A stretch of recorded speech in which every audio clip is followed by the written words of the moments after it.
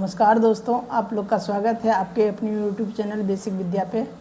आज जो हम बात करने वाले हैं, गवर्नमेंट ऑफ इंडिया की तरफ से जो एक नोटिफिकेशन आई है आरआरबी जेई की, उसके बारे में डिटेल हम देखेंगे और इसमें देखेंगे कि कौन से पोस्ट आई है और कौन से सेक्शन में कितनी वैकेंसी है, कौन से जोन में कितनी वैकेंसी है, सारे चीज़ों को हम डिटेल से देखेंगे। तो आइए वीडियो को शुरू करते हैं। सबसे पहली बात तो कि इसका जो नोटिफिकेशन नंबर होगा वो होगा CN 0406 ये क्या होगा, इसका CN नंबर होगा। और ये लेवल 5 का जो जॉब है और इसमें क्या है कि बहुत बड़ी वैकेंसी इस बार आई है। तो जितने भी भाई जो डिप्लोमा होल्डर हैं या फिर जो बीटेक होल्डर हैं उनके लिए बहुत सुनहरा ऑप्शन है कि इस बार उनको नौकरी लगेगी। तो आप लोग की तैयारी बहुत बेहतर होनी चाहिए, तभी इसमें होगा, क्योंकि ये इसमें सीटें बहुत कम होती है और आप लोगों का कंपटीशन बहुत टफ होता है। तो आइए देखते हैं डिटेल में। सबसे पहली बात हम देखते हैं कि ये न्यूज़ में कब आया है। 25/7 को न्यूज़ में आ गया है। 25/7 को न्यूज़ में आ गया है और ऑनलाइन एप्लीकेशन 14/8 से शुरू हो जाएगा। और जो क्लोजिंग डेट है वो 13/9 है, यानी 13 तारीख तक क्लोज हो जाएगा एप्लीकेशन। और पेमेंट करने का जो डेट दिया गया है 15/9/2026 तक है। ये लेवल 6 की जॉब होगी और आपकी बेसिक पे जो होगा इनिशियल 35,400 होगी। तो बहुत अच्छी पोस्ट है। एज जो है 18 से 33 साल है और टोटल पोस्ट जो आई है 3993 पोस्ट आई है। यही टोटल पोस्ट है। तो आपको यही पोस्ट में भी आपको क्या करना है, आपको जो अपनी जॉब सिक्योर करना है। एलिजिबिलिटी देख लेते हैं। देखिए यहाँ साफ साफ लिखा हुआ है, एक candidate consider provide based on the detail further the candidate in the online application RRB undertake detail security application for the eligibility therefore candidature be accepted only the provisional subjected filling the basic eligibility criteria. मतलब ये सीधा कहा जा रहा है कि अगर आप जो भी है बेसिक आपकी जो एलिजिबिलिटी है अगर वो आप फुलफिल करते हैं तो आप इस फॉर्म को भर पाइएगा। जितना भी आपका क्राइटेरिया दिया हुआ है, एज का क्या है, क्वालिफिकेशन क्या है, वो सब हम डिटेल में देखते हैं।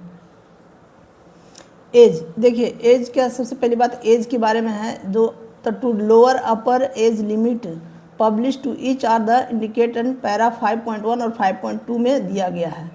जिनको एज रिलैक्सेशन है वो पैरा में दिया गया है। आप पैरा के हिसाब से आप देख सकते हैं कि आपका एज क्या है। और इसमें तो बाकी सब वही सब लिखा हुआ है। मेडिकल जो होता है 83 मेडिकल चाहिए इनको, और B1 मेडिकल भी के पोस्ट है और C1 मेडिकल को पोस्ट है। ये 3 प्रकार के मेडिकल के जो पोस्ट हैं ये सब इसमें दिया हुआ है, पूरा डिटेल में आप देख सकते हैं।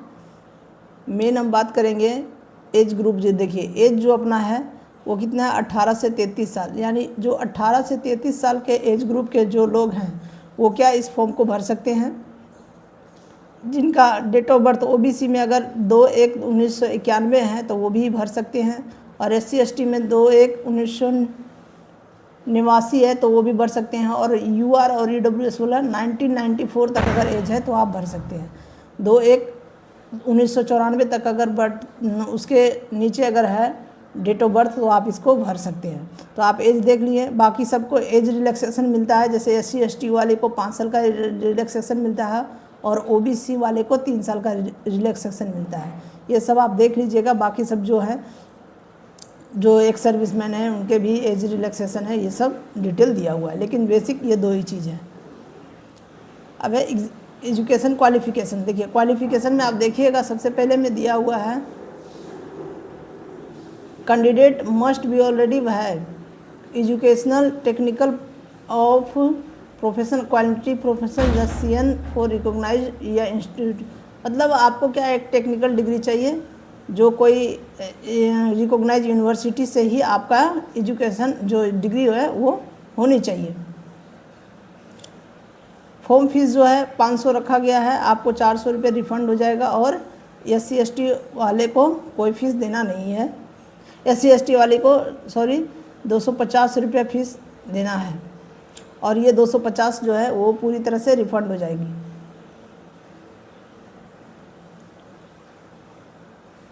बाकी सब डिटेल पूरा दिया हुआ है इसमें। अभी हम आते हैं फर्स्ट स्टेज CVT। जो CVT होगी वो 90 मिनट की होगी और उसमें टोटल 100 क्वेश्चन होंगे। मैथमेटिक्स के जो बोर्ड मास है, डेसिमल है, फ्रैक्शन है, एलसीएम है, एचसीएफ है, रेशियो है, प्रोपोर्शन, परसेंटेज, ये सब जितने जो जनरल पढ़ाई करते हैं वही सब सारे सब्जेक्ट हैं। और रीजनिंग के भी एनालॉजी, अल्फ़ाबेट्स, नंबर सीरीज, वही सब जो है जो हम लोग पढ़ते रहते हैं। जनरल अवेयरनेस में करंट अफेयर्स है, ज्योग्राफी है और हिस्ट्री है, फ्रीडम स्ट्रगल, इंडियन पॉलिटी, मतलब जो भी है वो जीएस के जो भी पोर्शन है वो आपको पढ़ना है। और साइंस में फिजिक्स, केमिस्ट्री और बायोलॉजी, ये 10 क्लास सीबीएसई के स्टैंडर्ड पे है। तो इसकी क्लासेस हम अभी स्टार्ट करने वाले हैं, बेसिक से जो हम एडवांस तक लेके जाएंगे अपने इसी चैनल पे। देखिए मैथमेटिक्स के जो है 30 मार्क्स आएंगे और जनरल रीजनिंग के 25 क्वेश्चन आएंगे, जनरल अवेयरनेस के 15 मार्क्स आएंगे और जनरल साइंस के 30 मार्क्स आएंगे। तो आप ये टोटल 100 मार्क्स होते हैं, आपको समय मिलेगा 90 मिनट। आप देखिएगा इसमें एक निगेटिव मार्क्स भी रहते हैं, अगर आपका 3 गलत होता है तो एक निगेटिव मार्क ख़त्म हो जाते हैं। इसके बाद आता है सेकेंड स्टेज जो सीबीटी होगा, उसमें ये होता है 150 मार्क्स का होगा, 150 मार्क्स का टोटल होगा, जिसमें क्या है जनरल अवेयरनेस का 15 मार्क्स होगा, फिजिक्स और केमिस्ट्री के 15 मार्क्स होंगे, बेसिक कंप्यूटर के 10 मार्क्स होंगे, basic environment and control pollution का 10 मार्क्स होंगे और टेक्निकल एबिलिटी, अगर आप मैकेनिकल के हैं तो मैकेनिकल से आपका क्वेश्चन पूछे जाएंगे, अगर आप सिविल के हैं तो सिविल से पूछे जाएंगे। यानी ये टोटल 100 मार्क्स हो रहेंगे, तो ये टोटल 150 मार्क्स। ये बहुत ही इंपॉर्टेंट है। नॉन टेक जो टेक्निकल जो है वो बहुत ही इंपॉर्टेंट होता है, आपको टेक्निकल में अच्छे मार्क्स लाना होगा तब जाके आप इसमें क्वालिफाई कर पाइएगा। बाकी सब ऊपर डिटेल दिया हुआ है। अब देखिए ये मैकेनिकल वाले के लिए ये सारे जो, अगर आप मैकेनिकल इंजीनियरिंग में हैं, प्रोडक्शन इंजीनियरिंग में है, ऑटोमोबाइल इंजीनियरिंग में, ये 3 ईयर डिप्लोमा आपको चाहिए। मतलब अगर आप पॉलिटेक्निक पास हैं,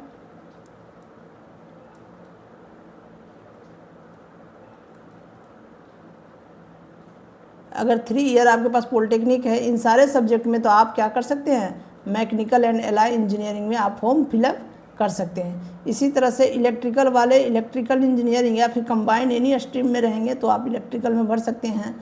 इसी तरह से इलेक्ट्रॉनिक्स वाले के लिए computer engineering, computer science, IT और ये सब में अगर आप डिप्लोमा पास आउट है तो आप ये भर सकते हैं।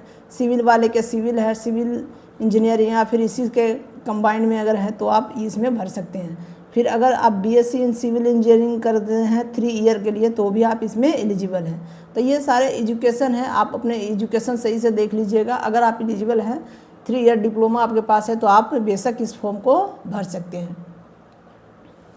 बाकी ये सब वही है, कैलकुलेशन है, एज रिलैक्सेशन का नंबर का जो है कैसे निकाला जाएगा, क्या नॉर्मलाइजेशन होगा, वही सब प्रोसेस दिया हुआ है। वो तो हर बार होती है, बस आपका नसीब सही रहा तो नॉर्मलाइजेशन में मार्क्स अच्छे मिलते हैं, बाकी नॉर्मलाइजेशन में मार्क्स भी घट जाते हैं। तो इन सभी चीज़ों का आपको ध्यान रखना है। बाकी और कुछ नहीं है, बाकी सब वही सब डिटेल दिया हुआ है, आप देख लीजिएगा आराम से।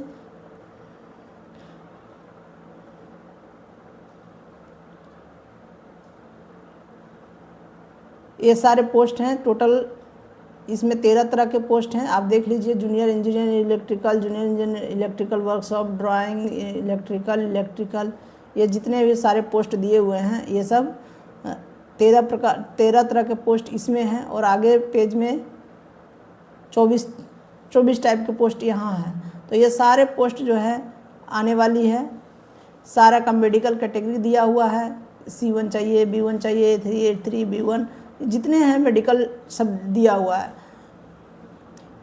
इनके जो है क्वालिफ़िकेशन भी इधर दिया हुआ है। मिनिमम एजुकेशन क्वालिफिकेशन, ये जूनियर इंजीनियर ट्रैक मशीन के लिए जो चाहिए 3 year diploma in mechanical, production, automobile, ये सारे का एजुकेशन भी इसके सामने दिया हुआ है। तो आप ध्यान से देख लीजिएगा, जो भी आपको अगर कोई प्रॉब्लम हो तो आप कमेंट कीजिएगा। बाकी तो सब यहाँ क्लियर ही लिखा हुआ है। टोटल 35 टाइप का पोस्ट आया हुआ है। तो आप 35 में से बहुत सारे ऐसे पोस्ट होंगे जिस पे आप एलिजिबल हो जाएंगे। फॉर्म भरते समय आप देख लीजिएगा तो फिर आप आराम से भर लीजिएगा। टोटल 35 नहीं 37 टाइप के पोस्ट आए हुए हैं, ध्यान रखिएगा। डिपोट मटेरियल एंड सुपरिटेंडेंट का पोस्ट ये आया है। इनके लिए भी वही 3 ईयर डिप्लोमा चाहिए, तो आप सारे पोस्ट को देख लीजिएगा, जो अगर एलिजिबल हैं जिस पोस्ट के लिए आप उसी में अप्लाई कीजिएगा। बाकी ये वैकेंसी टेबल दिया हुआ है, कहाँ कितनी वैकेंसी है, कौन से डिपार्टमेंट में कौन सा कितना वैकेंसी है, वो सारे दिया हुआ है। यहाँ अजमेर जोन में टोटल 143 वैकेंसी आई हुई है, तो आप ध्यान से देखिएगा। सबसे ज़्यादा जिसमें जूनियर इंजीनियर पीवीएस सिविल वाले पोस्ट सबसे ज़्यादा हैं, उसके बाद वर्क्स वाले हैं, उसके बाद जो है मैकेनिकल वाले का पोस्ट है 19 पोस्ट है। इसी तरह से 143 पोस्ट अजमेर जोन में आया है। इसी तरह से दूसरा जोन जो है